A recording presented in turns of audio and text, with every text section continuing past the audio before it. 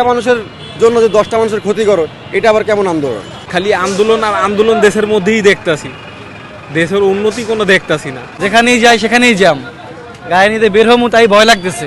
পরিস্থিতিতে আসলে ভাইয়া খারাপ যায়। কালকে প্রায় 4 ঘন্টা বসে থাকা লাগছে। যারা আমরা রাইড শেয়ার করি এটা আসলে কষ্ট, তারপরেও মানে করতে হয়। এখন বাংলাদেশে তো মানে কিছুতে কিছু হইলেই আন্দোলন, এটা যাত্রীদের জন্য আসলে অনেক বড় একটা ভোগান্তি। সাধারণ জনগণ যারা আছি তাদের বেশিরভাগই সবারই ক্ষতি। আসলে আমরা প্রথমত যে যাত্রী নিয়ে যাই, যাত্রী নেওয়া আসে এক একজনের গন্তব্যে নিয়ে আসি, দিয়ে আসি, এরকম এই কাজগুলোই করি আমরা। এখন আমাদের অগ্রিম কোনো খবর থাকে না যে কবে আন্দোলন হবে, কবে রাস্তা বন্ধ থাকে। বা গতকালকেও সায়েন্স ল্যাবের মোড়ে, বাটার সিগন্যাল মোড়ে বিভিন্ন জায়গায় রাস্তা আটকানো ছিল। এই তো অনেক অ্যাম্বুলেন্সেও দেখছি অনেক রুগী আটকানো ছিল, না মানুষের নানান ভোগান্তি। এখন যদি আমরা যদি এই বিষয়ে কথা বলতে যাই, তারা মনে করেন যে তাদের ক্ষমতা দেখায়, তখন তারা মানে জনবদ্ধ হয়ে তাদের ক্ষমতা দেখায়। আর আমরা যদি বলি যে ভাই এই জায়গায় আপনারা থাকলে আপনারা কি করতেন, তখন তারা আর বলে না যে না ভাই আমাদের দাবি আমাদের মানতে হবে।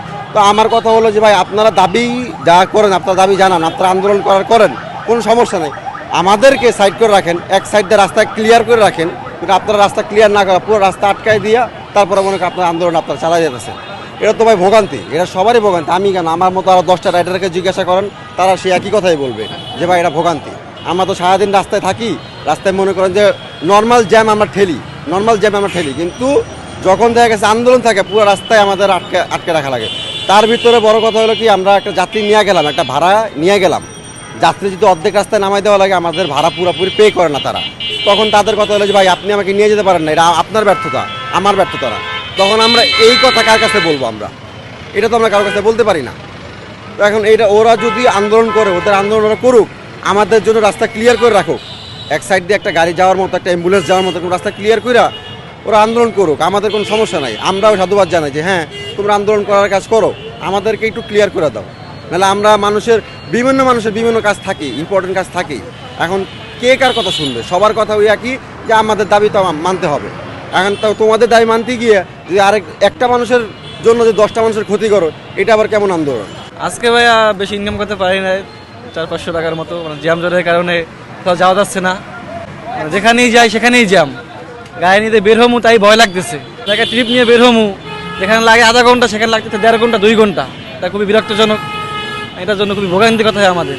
খালি আন্দোলন আর আন্দোলন করলে হয় না, আমাদেরকে পাশাপাশি জনগণের কষ্টটা বুঝতে হবে। আমরা আন্দোলন করতেছি ঠিক আছে, আন্দোলনের জায়গা আর মানুষের জায়গা, কিন্তু এই আন্দোলনের মাঝে অনেক মানুষ ক্ষতিপূরণ হয়ে যায়, ঠিক আছে, হ্যারাসমেন্টে পড়ে।